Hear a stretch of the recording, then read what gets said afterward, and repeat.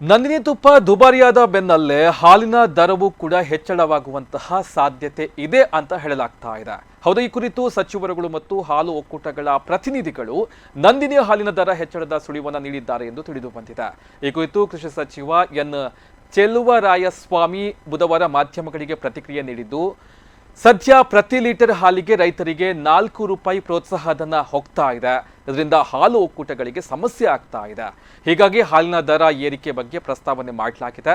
ಮುಖ್ಯಮಂತ್ರಿ ಸಿದ್ದರಾಮಯ್ಯ ಈ ಬಗ್ಗೆ ಅಂತಿಮ ತೀರ್ಮಾನವನ್ನ ಕೈಗೊಳ್ಳಲಿದ್ದಾರೆ ಎಂದು ಮಾಹಿತಿಯನ್ನು ನೀಡಿದ್ದಾರೆ. ಇನ್ನು ಇದೇ ವಿಚಾರಕ್ಕೆ ಸಂಬಂಧಪಟ್ಟಂತೆ ಬಮೋಲ್ ಅಧ್ಯಕ್ಷ ಡಿ.ಕೆ. ಸುರೇಶ್, ನಮ್ಮ ರಾಜ್ಯದಲ್ಲಿ ಮಾತ್ರ ಹಾಲಿನ ಬೆಲೆ ಕಡಿಮೆ ಇದೆ, ಬೇರೆ ರಾಜ್ಯಗಳಲ್ಲಿ ಹಾಲಿನ ದರ ಇನ್ನೂ ಹೆಚ್ಚಿದೆ. ನಾವು ಮಂಡಳಿಗೆ ಮನವಿಯನ್ನು ಸಲ್ಲಿಸಿದ್ದೇವೆ. ಇಂತಿಷ್ಟೇ ದರ ಹೆಚ್ಚಳ ಮಾಡುವ ಅಂತೆ ಕೇಳ್ತಾ ಇಲ್ಲ. ಅರ್ಧ ಲೀಟರ್ ಮಾರಾಟ ಮಾಡಿದರೆ ನಷ್ಟ ಇದೆ, 1 ಲೀಟರ್ ಮಾರಾಟವಾದರೆ ಲಾಭ ಆಗುತ್ತದೆ. ಈ ಬಗ್ಗೆ ಮನವರಿಕೆ ಮಾಡಿಕೊಟ್ಟಿದ್ದೇವೆ ಎಂದು ಪ್ರತಿಕ್ರಿಯೆಯನ್ನ ಕೊಟ್ಟಿದ್ದಾರೆ.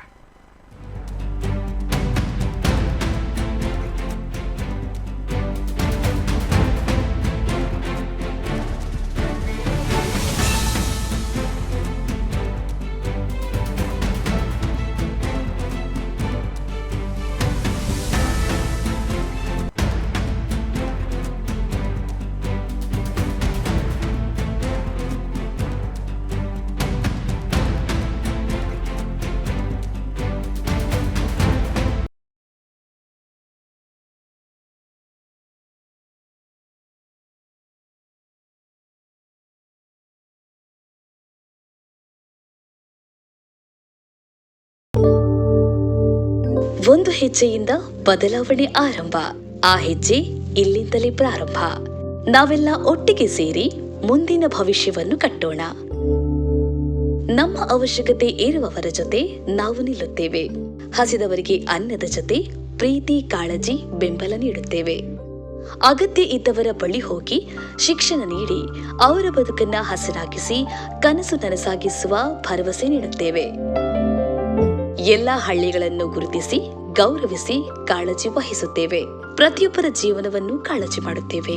ಯಾಕೆಂದ್ರೆ ಯಾರೂ ಹಿಂದುಳಿಯಬಾರದು. ಪ್ರತಿಯೊಬ್ಬರ ಬದುಕನ್ನು ಗೌರವಿಸುತ್ತೇವೆ. ಯಾಕೆಂದ್ರೆ ಎಲ್ಲರ ಜೀವನವೂ ಅಮೂಲ್ಯ. ಗಿಡಗಳನ್ನ ನೆಟ್ಟು ಹಸಿರು ಬೆಳಕಿನ ಪ್ರಪಂಚ ನಿರ್ಮಿಸುತ್ತೇವೆ. ನಮ್ಮ ಕಾಳಜಿಗೆ ಮಿತಿಯೇ ಇಲ್ಲ.